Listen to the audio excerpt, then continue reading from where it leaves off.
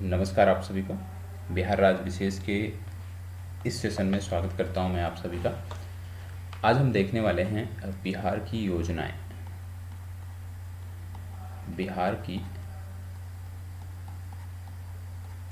योजनाओं के बारे में आज की कक्षा है। बिहार की योजनाओं को हम देखने वाले हैं। बिहार की योजनाएं और जो विशेष पहलें हुई हैं, जो विशेष कार्यक्रम हुए हैं, उनके बारे में हम बात करने वाले हैं।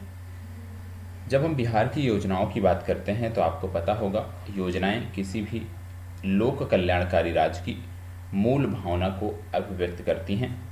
योजनाओं के माध्यम से चाहे कोई देश हो या कोई राज्य हो, सामान्य जनमानस की आकांक्षाओं को पूर्ण करने का प्रयास करता है। बिहार राज्य ने भी अपने नागरिकों के चतुर्दिश विकास सुनिश्चित करने के लिए कई सारी योजनाएं, कई सारे कार्यक्रमों को प्रारंभ किया है और उन्हीं कार्यक्रमों के बारे में आज आपको पढ़ना है। सबसे पहले इसमें हम जो पढ़ेंगे वो पढ़ेंगे बागवानी से संबंधित योजनाएं। पहला जो हम पढ़ेंगे वो पढ़ेंगे बागवानी से संबंधित योजनाएं। बागवानी से संबंधित योजनाओं की जब हम बात कर रहे हैं, बागवानी से संबंधित योजनाओं की जब बात कर रहे हैं तो इसमें सबसे पहली जिस योजना के बारे में हम पढ़ने जा रहे हैं वो आपका आता है समेकित बागवानी मिशन। क्या आता है? समेकित बागवानी मिशन। समेकित बागवानी मिशन, ये पहली योजना आपको देखने को मिलती है। समेकित बागवानी मिशन की जब हम बात करते हैं तो आपको बता दें कि इस मिशन का प्रारंभ बिहार में वर्ष 2005-06 में हुआ है। वर्ष 2005-06 में इसकी शुरुआत हुई है। इस मिशन का क्रियान्वयन राज्य के 23 जिलों में किया जा रहा है और इसी तर्ज पर मुख्यमंत्री बागवानी विकास मिशन भी यहाँ पे शेष 15 जिलों में क्रियान्वित किया जा रहा है। ठीक है, शेष 15 जिलों में मुख्यमंत्री बागवानी विकास मिशन, मुख्यमंत्री बागवानी विकास मिशन। ठीक है, शेष 15 जिलों में मुख्यमंत्री बागवानी विकास मिशन क्रियान्वित किया जा रहा है। योजना के तहत वित्तीय और अन्य सहायता इसमें शामिल है, लेकिन वर्तमान में ध्यान फसल पर है। जैसे पान की फसल हो गई,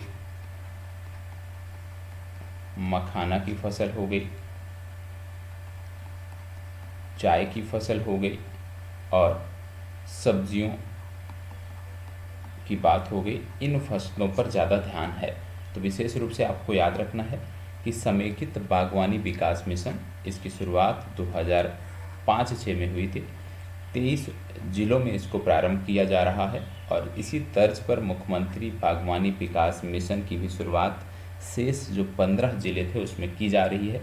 इसमें वर्तमान ध्यान फसल पर है, जिसमें पान की फसल, मखाना की फसल, चाय की फसल और सब्जियों की फसल शामिल है। इसके बाद आगे बढ़ते हैं तो अगला आपका आता है चाय विकास योजना। अगला आपका आता है चाय विकास योजना। चाय विकास योजना, चाय विकास योजना की बात करें तो चाय राज्य के किशनगंज जो जिला है, राज्य का जो किशनगंज जिला है, यदि मैं बात करूं तो किशनगंज जिला की एक उन्नतशील फसल है। अब इसे बागवानी के रूप में देखा जा रहा है, बागवानी फसल के रूप में इसको अधिसूचित किया जा चुका है और इसके क्षेत्र विस्तार के लिए 50% सब्सिडी उपलब्ध कराई जा रही है। 50% सब्सिडी चाय के क्षेत्र के विकास के लिए उपलब्ध कराई जा रही है और यह सब्सिडी नए और पुराने चाय बागानों को दी जा रही है, जिसमें यंत्रीकरण शामिल है। आपको बता दें कि बिहार में लगभग 5,659 हेक्टेयर से भी अधिक ज़मीन है जहां पे चाय की खेती की जा रही है।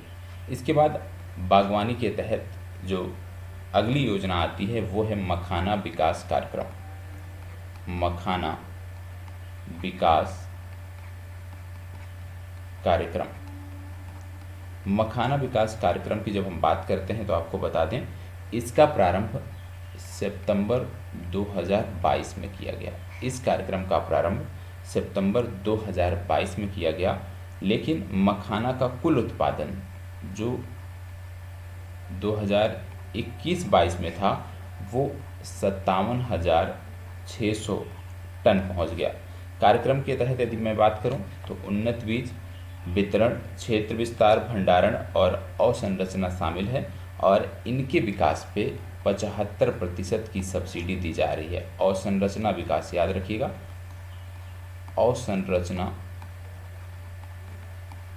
अवसंरचना विकास पर 75% की सब्सिडी दी जा रही है। और आप जानते हैं मिथिला मखाना जो है जीआई टैग वाले 6 उत्पादों में से एक है, तो मखाना विकास कार्यक्रम को भी आपको ध्यान में रखना है। इसके बाद अगला आता है मशरूम की खेती को प्रोत्साहन। अगला आपका आता है मशरूम की खेती को प्रोत्साहन। मशरूम की खेती को प्रोत्साहन आपको बता दें बिहार मशरूम उत्पादन में देश का अग्रणी राज्य है और यहाँ पे लगभग 29,000 मीट्रिक टन से भी अधिक 29,000 मीट्रिक टन से अधिक मशरूम की खेती की जब बात करते हैं तो 29,000 मीट्रिक टन से भी अधिक मशरूम जो है वो बिहार में उपजाया जाता है। राज्य सरकार मशरूम किट पर और किसानों की क्षमता निर्माण पर 90% सब्सिडी उपलब्ध कराती है।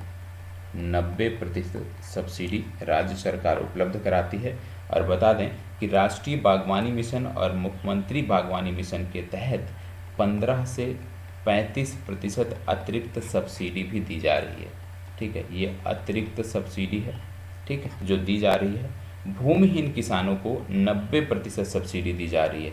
भूमिहीन जो किसान हैं उनको 90% सब्सिडी दी जा रही है। वहीं फूस के घर में किफ़ायती ढंग से मशरूम उपजाने के लिए एक विशेष योजना के तहत 50% सब्सिडी दी जा रही है।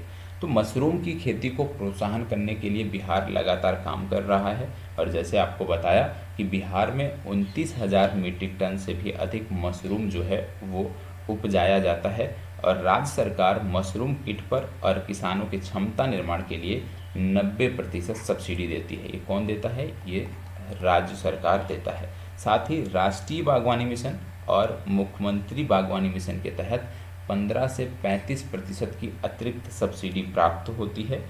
भूमिहीन जो किसान हैं उनको 90% सब्सिडी दी जा रही है। साथ ही साथ फूस के घर में किफ़ायती ढंग से जो मशरूम का उत्पादन किया जा रहा है तो वहाँ पे 50% सब्सिडी दी जा रही है। तो मशरूम की खेती के संदर्भ में ये विभिन्न सब्सिडियाँ आपको याद रखने की ज़रूरत है। इसके बाद अगला आपका आता है प्रधानमंत्री मत्स्य संपदा योजना। प्रधानमंत्री मत्स्य संपदा योजना। प्रधानमंत्री मत्स्य संपदा योजना की जब हम बात करते हैं तो आपको बता दें कि इस योजना को 2020 में भारतीय प्रधानमंत्री ने शुरू किया था और इस योजना के तहत बिहार में वर्ष 2023-24 के लिए 104.90 करोड़ रुपए जो है आवंटित किए गए थे, जिसमें केंद्र का जो अंश था वो लगभग 62.94 करोड़ रुपए और राज्य का जो अंश था वो 41.96 करोड़ रुपए था। और इसके लिए वर्ष 2022-23 में वित्तीय उपलब्धि राशि जो थी वो 19.13 करोड़ रुपए थी। तो इसको याद रखना है कि 2023-24 के लिए मत्स्य संपदा योजना में 104.90 करोड़ रुपए बिहार के लिए स्वीकृत किए गए हैं। इसको याद रखने की आवश्यकता है। अगला आपका आता है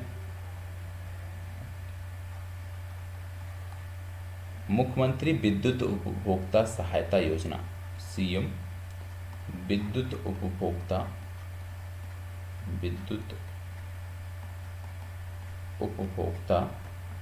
सहायता योजना।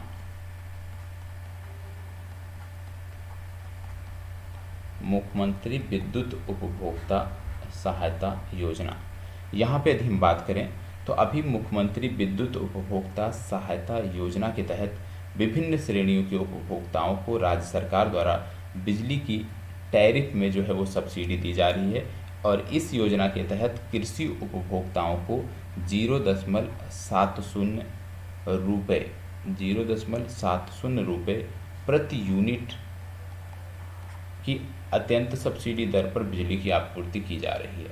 शेष 6.19 रुपये प्रति इकाई की रकम राज्य सरकार द्वारा सब्सिडी के तौर पर उपलब्ध कराई जा रही है। तो इसको भी याद रखना है कि कृषि उपभोक्ताओं को 0.70 रुपये प्रति यूनिट की सब्सिडी और शेष 6.10 रुपये प्रति इकाई की रकम राज्य सरकार द्वारा सब्सिडी के तौर पे उपलब्ध कराई जा रही है।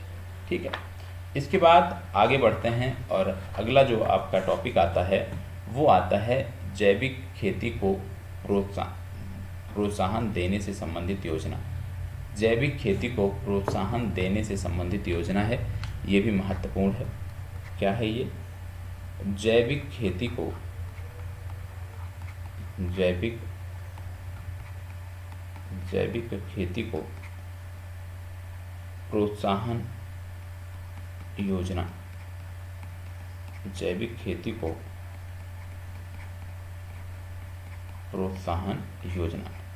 जैविक खेती को प्रोत्साहन योजना की बात करते हैं। यहाँ पे यदि मैं बात करूँ तो रासायनिक उर्वरकों के उपयोग में कमी के लिए मिट्टी में नाइट्रोजन और कार्बन की मात्रा बढ़ाने के लिहाज से जैविक खेती में हरी खाद का उपयोग किया जा रहा है। और इसको लेकर के 38 जिले बिहार के ऐसे हैं जिनमें 574.40 लाख रुपए जो है ये खर्च किए जाएंगे। ये बजट भी आपको पता होना चाहिए।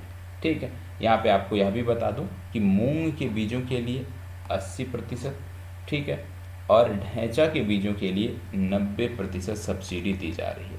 मूंग के लिए दी जा रही है और ये जो है जो दी जा रही है ये ढैंचा के लिए दी जा रही है। ठीक है, मूंग के लिए सब्सिडी और ये ढैंचा के लिए सब्सिडी दी जा रही है, ये आपको पता होना चाहिए। ठीक है, और आपको बता दें फरवरी मार्च 2024 में 2000 क्विंटल मूंग की बीज की आपूर्ति की जाएगी। कितना? 2000 क्विंटल मूंग के बीजों की आपूर्ति की जाएगी। आगे बढ़ते हैं। अगला आता है परंपरागत कृषि विकास योजना। कौन सा आता है? परंपरागत कृषि विकास योजना। परंपरागत कृषि विकास योजना। परंपरागत कृषि विकास योजना की बात करें तो केंद्र सरकार द्वारा प्रायोजित इस योजना का प्रारंभ 2015 में हुआ था। केंद्र सरकार द्वारा प्रायोजित एक योजना है और आपको बता दें कि इस योजना के दूसरे चरण में यदि मैं बात करूं तो वर्ष 2023-24 की जब हम बात कर रहे हैं तो इसके लिए जो वित्तीय परिव्यय रखा गया है वो 3116.65 लाख रुपए रखे गए हैं। वित्तीय परिव्यय 3016.65 लाख रुपए रखे गए हैं और वर्ष 23-24 में योजना राज्य के 11 जिलों में क्रियान्वित की जा रही है। कितने जिलों में? राज्य के 11 जिलों में इसको क्रियान्वित किया जा रहा है। कौन कौन से जिले हैं इसमें? सबसे पहला जिला आता है पूर्वी चंपारण, पता होना चाहिए ये, पूर्वी चंपारण। दूसरा आपका आता है मुजफ्फरपुर।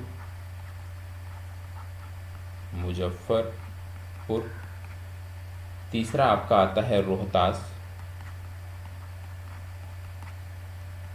चौथा आपका आता है सिवान। पांचवा आपका आता है सहरसा। छठवां आपका आता है किशनगंज। सातवां आपका आता है अररिया। आठवां आपका आता है बांका। नौवां आपका आता है जमुई। 10वां आपका आता है गया और 11वें स्थान पे आपका दरभंगा आता है। तो ये आपको पता होना चाहिए। इन 11 जिलों में इसकी शुरुआत की गई है और इसके लिए कुल बजट कितना रखा गया है ये आपको पता होना चाहिए। इसमें एक चीज़ और याद रखिएगा, इसकी कुल जो स्वीकृत राशि है, ठीक है, इसमें जो कुल स्वीकृत राशि है इस योजना में वो है 945.85 लाख रुपए, जिसमें 567.51 लाख रुपए केंद्र का अंश है और 378.34 रुपये जो है ये राज्य का अंश है, ये आपको पता होना चाहिए। ठीक है, आगे बढ़ते हैं। तो अगला आता है, अगला जो महत्वपूर्ण आप कह लीजिए देखने को मिलता है वो है मुख्यमंत्री बाल सहायता योजना। मुख्यमंत्री बाल सहायता योजना। मुख्यमंत्री बाल सहायता योजना। मुख्यमंत्री बाल सहायता योजना की जब हम बात करते हैं तो आपको बता दें कि इसका प्रारंभ तो हुआ था वर्ष 2021 में। इसके अंतर्गत कोरोना महामारी के कारण अनाथ और बेसहारा जो 0 से 18 वर्ष आय समूह के जो बच्चे थे जिनके माता पिता दोनों की मृत्यु हो गई थी, इस योजना के लिए पात्र माने जाएंगे। और इस योजना के अंतर्गत योग्य बच्चे जो गैर संस्थानिक व्यवस्था में अपने अभिभावकों के साथ रह रहे हों, उनको 18 वर्ष तक की आयु के पालन पोषण हेतु 1500 रुपये प्रति माह दिए जा रहे हैं। यही मुख्यमंत्री बाल सहायता योजना का निचोड़ है। इसके बाद अगला आता है मुख्यमंत्री ग्रामीण आवास योजना, सीएम ग्रामीण आवास योजना। ग्रामीण आवास योजना, सीएम ग्रामीण आवास योजना की जब हम बात करते हैं तो आपको यह भी बता दूं कि वर्ष 2018-19 में इसकी शुरुआत हुई थी और इसमें आवास निर्माण हेतु सामान्य जिलों में प्रति लाभुक 1.2 लाख, ये क्या है, सामान्य जिलों में और राज्य के 11 समेकित कार्य योजना, राज्य के, तो ये हो गया कि कितना दिया जा रहा है, एवं राज्य के 11 जो आप कह सकते हो समेकित कार्य योजना वाले जिले हैं, जिनमें अरवल, औरंगाबाद, गया, जमुई, जहानाबाद, कैमूर, मुंगेर, नवादा, पश्चिम चंपारण, रोहतास और सीतामढ़ी आते हैं। इनमें 1.30 लाख रुपए दिए जा रहे हैं। तो 11 जिले ऐसे हैं जहां पे 1.30 लाख रुपए दिए जा रहे हैं और आपके ज़्यादातर जो जिले हैं वो सामान्य जिले हैं, वहाँ पे 1.20 लाख रुपए दिए जा रहे हैं। और ये जो दिए जा रहे हैं ये 3 किस्तों में दिए जा रहे हैं, ये भी आपको पता होना चाहिए। 3 किस्तों में ये दिए जा रहे हैं। ठीक है, आगे बढ़ते हैं। अगला आपका आता है सीएम कन्या विवाह योजना। सीएम कन्या विवाह योजना। इस योजना की बात करें तो इसके तहत जो बीपीएल परिवार है या ऐसे परिवार जिनकी वार्षिक आय 60,000 रुपये से कम, बीपीएल परिवार या ऐसे परिवार जिनकी वार्षिक आय 60,000 से कम है, उनको कन्या के विवाह के समय 5,000 रुपये प्रत्यक्ष भुगतान अंतरण या डायरेक्ट बेनिफिट ट्रांसफ़र के माध्यम से दिए जा रहे हैं। और इस योजना का उद्देश्य है गरीब परिवारों को आर्थिक सहायता प्रदान करना। और आपको बता दें कि वर्ष 2023-24 में इस योजना को संचालित करने के लिए 100.43 करोड़ रुपए जो हैं वो सरकार द्वारा अलॉट किए गए हैं। इसके बाद अगला आपका आता है मुख्यमंत्री नारी शक्ति योजना, सीएम नारी शक्ति योजना। सीएम नारी शक्ति योजना की बात करें तो इस योजना के तहत यूपीएससी या संघ लोक सेवा आयोग या बिहार लोक सेवा आयोग बीपीएससी, इनकी प्रारंभिक परीक्षा में यदि कोई महिला उत्तीर्ण होती है तो मुख्य परीक्षा एवं साक्षात्कार की तैयारी के लिए 1,50,000 रुपये की राशि जो है वो प्रदान की जाती है। तो सीएम नारी शक्ति योजना को भी याद रखना है कि इसके तहत जो भी महिलाएं यूपीएससी की या बीपीएससी की प्रारंभिक परीक्षा को क्वालिफाई कर रही हैं तो मुख्य परीक्षा एवं साक्षात्कार की तैयारी के लिए उनको 1,00,000 और 50,000 रुपये क्रमशः दिए जा रहे हैं, ये आपको पता होना चाहिए। अगला जो आपका आता है वो आता है मुसलमान तलाकशुदा या प्रत्येकता महिला सहायता कार्यक्रम, महिला सहायता कार्यक्रम, ठीक है। मुसलमान तलाकशुदा प्रत्येकता महिला सहायता कार्यक्रम, इस योजना की बात करें तो इसकी शुरुआत हुई थी 2006 और 7 में इसकी शुरुआत हुई थी और यहाँ पे प्रत्येकता जो मुसलमान महिलाएं हैं उनको 10,000 रुपये की आर्थिक सहायता उपलब्ध कराई जा रही है।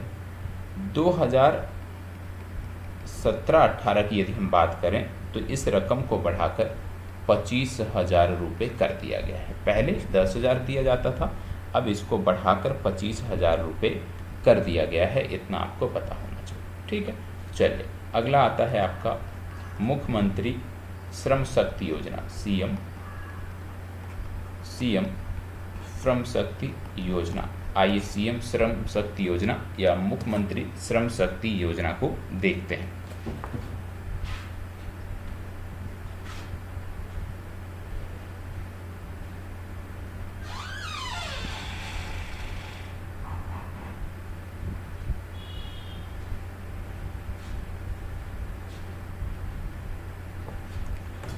यहाँ पे यदि हम बात करें मुख्यमंत्री श्रम शक्ति योजना के तहत यदि हम बात करें तो इसका जो आरंभ हुआ था, इस योजना का जो आरंभ हुआ था ये हुआ था 2018-19 में। 2018-19 में ये योजना प्रारंभ की गई थी और अल्पसंख्यक युवाओं के बीच रोजगार और स्वरोजगार को बढ़ावा देने के लिए इसकी शुरुआत की गई थी। इसके तहत अल्पसंख्यक समुदाय के श्रमिकों और युवाओं को विशेष प्रशिक्षण उपलब्ध कराया जाता है ताकि वो रोजगार के अवसर पा सकें। वर्ष 2022-23 में यदि हम बात करें तो सितंबर तक 358 प्रशिक्षुओं को विभिन्न कार्यों का प्रशिक्षण इसके तहत उपलब्ध कराया गया है और इसके लिए राज्य सरकार ने 69.73 लाख रुपए खर्च किए हैं, ठीक है। तो उतना महत्वपूर्ण नहीं है लेकिन एक डेटा दिया है इसलिए आपको याद रखने की ज़रूरत है, महत्वपूर्ण हो जाता है, ठीक है। चलिए अब आगे देख लेते हैं। अगला आपका आता है बिहार राज्य अल्पसंख्यक आवासीय विद्यालय योजना। बिहार राज्य अल्पसंख्यक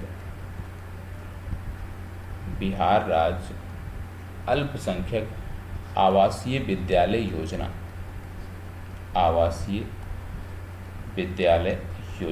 बिहार राज्य अल्पसंख्यक आवासीय विद्यालय योजना। आपको बता दें कि राज्य सरकार ने वर्ष 2018-19 में इसकी शुरुआत की थी। अल्पसंख्यक समुदाय के विद्यार्थियों के लिए हर जिले में एक आवासीय विद्यालय खोला जाए, इस तरह की शुरुआत की गई थी और वर्ष 2019-20 में और वर्ष 2020-21 में 4 जिले थे। दरभंगा के बाद किशनगंज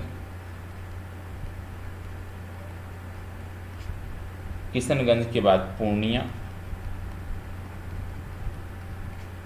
पूर्णिया के बाद मधुबनी, ठीक है। दरभंगा, किशनगंज, पूर्णिया और मधुबनी, यहाँ पे अल्पसंख्यक आवासीय विद्यालयों के निर्माण के लिए 216.70 करोड़ रुपए जो है वो दिए गए हैं। दरभंगा और किशनगंज आवासीय विद्यालय का निर्माण जो है वो कंप्लीट हो चुका है और वर्ष 2022-23 में विद्यालय निर्माण के लिए बेगूसराय और पश्चिमी चंपारण में भी जो ज़मीन है वो आरक्षित कर ली गई है। तो इसको भी याद रखिएगा। बिहार राज्य अल्पसंख्यक आवासीय विद्यालय योजना क्या है? इसके तहत प्रत्येक जिले में, बिहार के प्रत्येक जिले में अल्पसंख्यक छात्रों के लिए एक आवास की व्यवस्था है, एक आवासीय विद्यालय की व्यवस्था है, ये आपको पता होना चाहिए। दरभंगा किशनगंज में इसके लिए कार्य पूरा हो गया है, पूर्णिया और मधुबनी में चल रहा है, साथ ही साथ बेगूसराय और पश्चिमी चंपारण में भी इसके लिए ज़मीन को चिन्हित कर लिया गया है। ठीक है, चलिए आगे बढ़ते हैं। इसके बाद अगला आपका जो महत्वपूर्ण आता है वो आता है मुख्यमंत्री पिछड़ा वर्ग मेधावृत्ति योजना। सीएम पिछड़ा वर्ग मेधावृत्ति योजना। सीएम पिछड़ा वर्ग मेधावृत्ति योजना की बात करें, इस योजना के तहत बिहार विद्यालय परीक्षा समिति द्वारा संचालित माध्यमिक परीक्षा में प्रथम श्रेणी में यदि कोई उत्तीर्ण होता है, प्रथम श्रेणी में उत्तीर्ण होने वाले पिछड़ा वर्ग के उन छात्रों को 10,000 रुपये दिए जाते हैं जिनकी वार्षिक आय 1.50 लाख रुपये वार्षिक से कम है। ठीक है, जिनकी वार्षिक आय, पिछड़ा वर्ग के ऐसे छात्र जिनकी वार्षिक पारिवारिक आय 1.50 लाख रुपये से कम है, ऐसे छात्र, ऐसे परिवारों के छात्र यदि प्रथम श्रेणी में उत्तीर्ण होते हैं तो 10,000 रुपये की सहायता दी जाती है और इस योजना की शुरुआत 2015-16 में की गई थी। ठीक है, अगला आपका आता है मुख्यमंत्री सीएम अति पिछड़ा वर्ग प्रशासनिक सेवा प्रोत्साहन योजना। अति पिछड़ा वर्ग, अति पिछड़ा वर्ग प्रशासनिक सेवा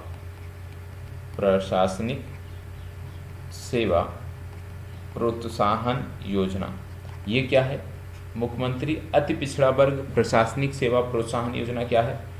इसकी जो शुरुआत थी ये 2018-19 में की गई थी। इसके तहत अति पिछड़ा वर्ग के जो विद्यार्थी हैं, केंद्रीय लोक सेवा आयोग या इसी को बोलते हैं यूपीएससी में उत्तीर्ण होने पर 1 लाख रुपए, और में उत्तीर्ण होने का मतलब यहाँ पे है कि प्रारंभिक परीक्षा में उत्तीर्ण होने पर 1 लाख रुपए, और यदि बिहार राज्य विशेष की प्रारंभिक परीक्षा को उत्तीर्ण करते हैं तो यहाँ पे 50,000 रुपये की सहायता सरकार द्वारा प्रारंभ उपलब्ध कराई जाती है। ठीक है, इसके बाद बात आती है अगला आपका हो गया है मुख्यमंत्री अति पिछड़ा वर्ग मेधावृत्ति योजना। इसमें सिर्फ इतना याद रखना है कि माध्यमिक परीक्षा में प्रथम श्रेणी में उत्तीर्ण होने वाले बिहार के निवासी छात्र छात्राओं को 10,000 रुपये जो है वो दिए जाते हैं। आगे बढ़ते हैं तो प्रमुख तौर पे जो आगे बात आती है वो आती है अगला जैविक कॉरिडोर योजना। क्या बात आती है? जैविक कॉरिडोर योजना। इनके प्रश्न भी मैं आपको कराऊंगा। आज हम टॉपिक को देख ले रहे हैं, कल इनसे जुड़े हुए प्रश्नों की हम बात करते हैं। जैविक कॉरिडोर योजना। जैविक कॉरिडोर योजना की बात करें तो आप जानते हैं तीसरे कृषि रोड मैप 2017-22 की जब बात करते हैं तो जैविक खेती को बढ़ावा देने पर जोर दिया गया है। वर्ष 2019-20 में बात करें तो जैविक कॉरिडोर योजना का जो आरंभ था राज्य के 13 जिलों, याद रखिएगा, राज्य के 13 जिलों कौन कौन से? पटना, बक्सर, भोजपुर, सारण, वैशाली, समस्तीपुर, बेगूसराय, भागलपुर, मुंगेर, नालंदा, लखीसराय, कटिहार और खगड़िया में किया गया था। इसमें अधिकांश जिले जो हैं वो गंगा नदी के किनारे हैं और कार्यक्रम का आशय संकुल स्वरूप में संधारणीय और जैविक खेती को बढ़ावा देना था। यह योजना जल जीवन हरियाली कार्यक्रम का एक महत्वपूर्ण घटक भी है। तो इसको याद रखना है कि 2019-20 में जैविक कॉरिडोर योजना को आरंभ किया गया था बिहार के 13 जिलों में, और 13 जिलों के नाम आपको पता होना चाहिए क्योंकि इसमें से ज़्यादा जिले जो हैं वो गंगा के किनारे स्थित जिले हैं। आगे बढ़ते हैं, तो अगला आपका आता है बिहार राज्य फसल सहायता योजना। बिहार राज्य फसल सहायता योजना। बिहार राज्य फसल सहायता योजना क्या है? बिहार राज्य फसल सहायता योजना की बात करें तो बाढ़ हो गया, सूखा हो गया, पाला हो गया, बाढ़, सूखा, पाला आदि प्राकृतिक आपदाओं के कारण किसानों को अधिसूचित फसलों का नुकसान होने पर वित्तीय सहायता देने के लिए राज्य में इस योजना की शुरुआत की गई है। वर्ष 2018 के खरीफ मौसम में इसकी शुरुआत की गई थी। आपको पता होगा इसके लिए क्या है कि जो किसान हैं वो ऑनलाइन आवेदन कर सकते हैं, और सहायता राशि की यदि हम बात करें तो याद रखिएगा कि नुकसान के आधार पर जो सहायता राशि है उसकी गणना की जाती है। सहायता राशि फसल को 20% से कम नुकसान पहुंचने पर, 20% से कम नुकसान यदि फसल का होता है तो वहाँ पे 7500 रुपये प्रति हेक्टेयर की दर से सहायता, और यदि 20% से अधिक का नुकसान होता है तो वहाँ पे 10,000 रुपये प्रति हेक्टेयर की दर से सहायता दी जाती है। अधिकतम 2 हेक्टेयर फसल के लिए यह सहायता दी जा सकती है। याद रखिएगा इसमें एक कंडीशन है कि अधिकतम इस सहायता को आप 2 हेक्टेयर तक ही ले सकते हो। 2 हेक्टेयर से ज़्यादा फसल के लिए सहायता नहीं मिलेगी। अधिकतम 2 हेक्टेयर फसल क्षेत्र के लिए ही ये सहायता मिलती है। 20% से कम नुकसान है तो 7500 की दर से, 20% से ज़्यादा नुकसान है तो 10,000 प्रति हेक्टेयर की दर से ये सहायता दी जाती है। ठीक है, आगे बढ़ते हैं। अगला आपका आ जाता है, अगला महत्वपूर्ण जो आपका आता है, देखो एग्रीकल्चर से क्षेत्र वाले जो हैं फैक्ट वो आपको पता होना चाहिए। अगली बात आती है 7 निश्चय 2। 7 निश्चय 2 योजना। 7 निश्चय 2 योजना में सिर्फ इतना याद रखना है कि भैया विकसित बिहार के कार्यक्रम के अंतर्गत 2015 से 20 तक, ठीक है, 7 निश्चय 1 चलाया गया था। 7 निश्चय 1 एवं 2020 से लेकर के 2025 तक के लिए 7 निश्चय 2 कार्यक्रम संपूर्ण बिहार में लागू किया गया है। 7 निश्चय 1 के अंतर्गत आरक्षित रोजगार, महिलाओं का अधिकार, हर घर बिजली निश्चय के लक्ष्य प्राप्त किए जा चुके हैं, और स्मार्ट प्रीपेड मीटर इंस्टॉलेशन में बिहार आपका जो है वो देश का पहला राज्य है। देश में प्रथम स्थान पे है स्मार्ट प्रीपेड मीटर इंस्टॉलेशन में। इसके साथ साथ आपको बता दें कि 7 निश्चय 2 के अंतर्गत वित्तीय वर्ष 2024-25 की जब हम बात करते हैं तो यहाँ पे कुल 5,040 करोड़ रुपए की सहायता दी जा रही है। ठीक है, इतना आपको पता होना चाहिए। इसके साथ साथ आगे बढ़ते हैं तो कुछ चीज़ें और आपको पता होना चाहिए, जैसे 7 निश्चय 2 की जब हम बात करते हैं, 7 निश्चय 2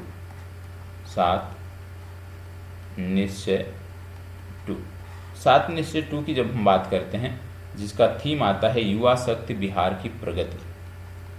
युवा शक्ति बिहार की प्रगति, युवा शक्ति बिहार की प्रगति। यहाँ पे जब हम बात करते हैं तो आपको बता दें कि राज्य के प्रत्येक औद्योगिक जो प्रशिक्षण संस्थान हैं, जो ITI हैं, इनमें गुणवत्ता बढ़ाने की एक योजना है, श्रम संसाधन विभाग द्वारा संचालित किया जा रहा है।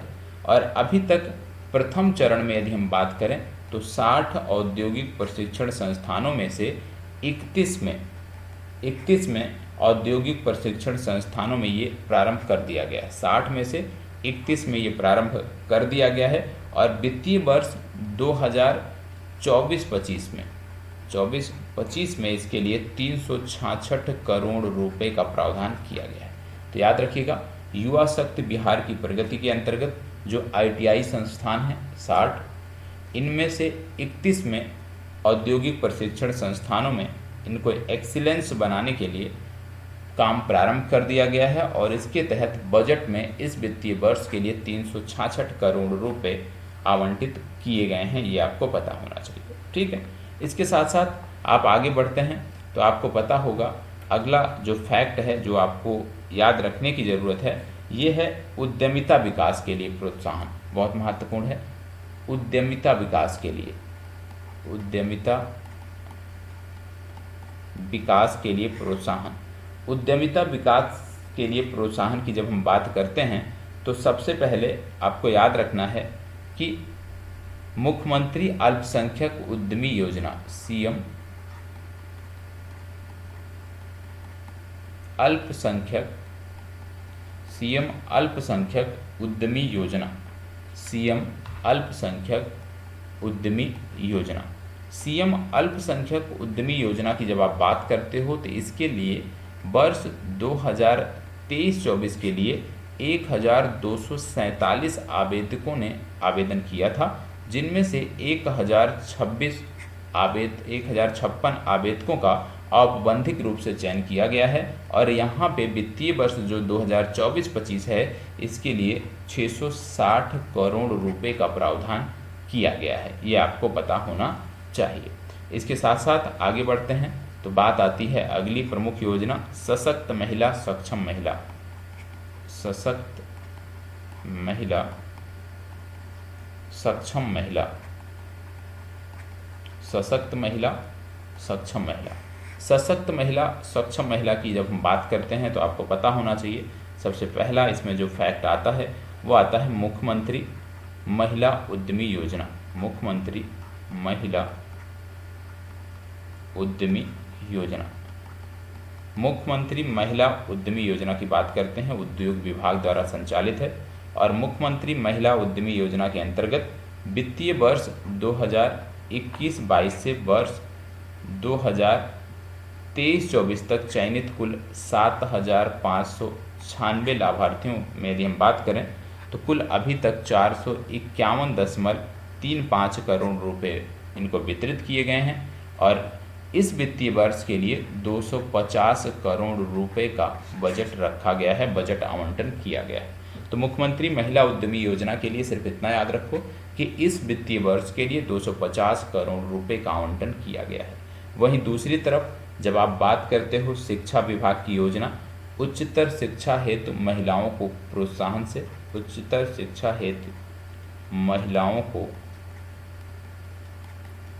प्रोत्साहन, उच्चतर शिक्षा हेतु महिलाओं के प्रोत्साहन की जब आप बात करते हो जो कि शिक्षा विभाग की एक योजना है, तो आपको बता दें इंटर समकक्ष उत्तीर्ण जो अविवाहित महिलाएं हैं उनको 25,000 रुपये की दर से अब तक 12,42,259 छात्राओं को लाभान्वित किया गया है। ये डेटा याद करने की आवश्यकता नहीं है। इसी प्रकार स्नातक उत्तीर्ण जो महिलाएं हैं उनको 50,000 रुपये दिए जाते हैं और अब तक 1,61,513 छात्राओं को लाभान्वित किया गया है। यहाँ पे आपको सिर्फ इतना याद रखना है कि वित्तीय वर्ष 2024-25 में इस योजना के लिए 600 करोड़ रुपए का प्रावधान किया गया है। कितना? 600 करोड़ रुपए का प्रावधान किया गया है, सिर्फ इतना आप याद रखो, जिसमें इंटर पास होने पर 25,000 रुपये और स्नातक पास होने पर 50,000 रुपये उपलब्ध कराए जाते हैं। ठीक है, चलिए आगे बढ़ते हैं। फिर बात आती है सिंचाई से जुड़ी हुई एक योजना की जो कि कृषि विभाग द्वारा संचालित है। आइए देख लेते हैं ये क्या है। यहाँ पे आपको बता दें कि सामूहिक नलकूप योजना के अंतर्गत सामूहिक नलकूप योजना के अंतर्गत वित्तीय वर्ष 2022-23 में यदि हम बात करें तो 3,325 हेक्टेयर क्षेत्र में कृषि सिंचाई क्षमता का विकास किया गया है। पक्का चेक डैम योजना अंतर्गत वित्तीय वर्ष 2021-22 से लेकर के वित्तीय वर्ष 2023-24 तक 6286.99 हेक्टेयर क्षेत्र में सिंचाई क्षमता का जो है विकास किया गया है। अब आगे इस क्षेत्र में काम के लिए जो आवंटन है वर्ष 2024-25 में जो आवंटन है वो 570 करोड़ रुपए है। तो सिर्फ इतना याद रखना है कि सिंचाई क्षमता के विकास के लिए सामूहिक नलकूप योजना के अंतर्गत सिंचाई क्षमता के विकास के लिए इस वित्तीय वर्ष में 570 करोड़ रुपए का आवंटन किया गया है। ठीक है, आगे बढ़ते हैं। फिर एक योजना है स्वच्छ गांव समृद्ध गांव, जिसका उद्देश्य है स्वच्छ गांव समृद्ध गांव। स्वच्छ गांव समृद्ध गांव, यहाँ पे यदि हम बात करें तो सभी गांवों में, आपको बता दें कि सभी गांवों में सोलर स्ट्रीट लाइट,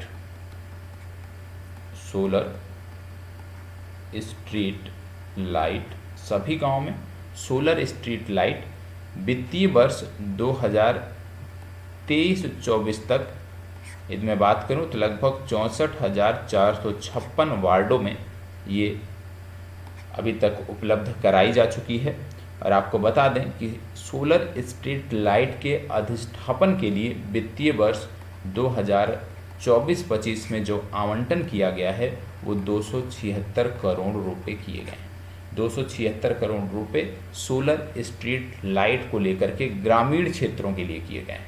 ठीक है, शहरी क्षेत्रों में ठोस एवं तरल अपशिष्ट के निदान के लिए, ठोस एवं तरल अपशिष्ट के निदान के लिए यदि हम बात करें तो आप जानते हैं कि ग्रामीण क्षेत्रों में यदि हम बात करें अभी, तो ग्रामीण क्षेत्रों में ठोस एवं तरल अपशिष्ट प्रबंधन के लिए बिहार में जो इनकी सभी लक्षित पंचायतें हैं, जिनमें 8,053 ग्राम पंचायतों की बात आती है, इनमें से लगभग 5,489 पंचायतों में अब तक कार्य प्रारंभ हो चुका है। और इसके लिए इस बार 40 करोड़ रुपए का आवंटन किया गया है। 40 करोड़ रुपए बिहार के बजट में ग्रामीण क्षेत्र में ठोस एवं तरल अपशिष्ट के निदान के लिए काम किया गया है।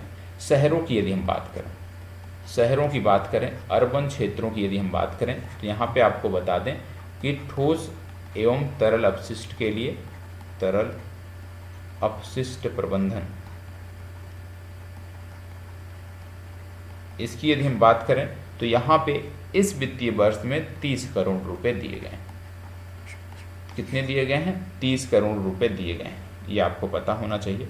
और सभी शहरों में जो महत्वपूर्ण नदी घाट हैं वहाँ पे विद्युत, जो नदी घाट हैं वहाँ पे विद्युत सौदाह गृह, मोक्ष धाम के निर्माण को लेकर के 50 करोड़ रुपए का बजट आवंटन किया गया है। ठीक है, विद्युत सौदाह गृह मोक्ष धाम के निर्माण के लिए 50 करोड़ रुपए का आवंटन इस वित्तीय वर्ष में किया गया है। ठीक है, तो इतनी चीज़ें आपको पता होना चाहिए। इसके बाद आगे बात कर लेते हैं। तो अगला एक महत्वपूर्ण है, एनवायरमेंटल फैक्ट है, बिहार बायोफ्यूल उत्पादन प्रोत्साहन नीति। बिहार बायोफ्यूल उत्पादन प्रोत्साहन नीति। बिहार बायोफ्यूल उत्पादन प्रोत्साहन नीति, यहाँ पे यदि हम बात करें तो नवीकरणीय ऊर्जा को प्रोत्साहित करने के उद्देश्य से बिहार बायोफ्यूल उत्पादन प्रोत्साहन नीति 2023 स्वीकृति दी गई है, जिसके अंतर्गत 100% एथेनॉल उत्पादन करने वाली नई ग्रीनफील्ड स्टैंड एलोन जो इकाइयां हैं या जो कंप्रेस्ड बायोगैस या सीएनजी उत्पादन करने वाली इकाइयां हैं वो इसकी पात्र हैं। और वित्तीय वर्ष 2024-25 की जब बात करते हैं तो इसकी मद में 1,732.00 करोड़ रुपए तथा स्थापना एवं स्थापना एवं प्रतिबद्ध व्यय में 101.09 करोड़ रुपए, कुल मिला के आप कह लीजिए कि 1,833.09 करोड़ रुपए आवंटित किए गए हैं, ये आपको पता होना चाहिए। इसके बाद आगे बढ़ते हैं तो बात आती है बिहार स्वच्छ ईंधन।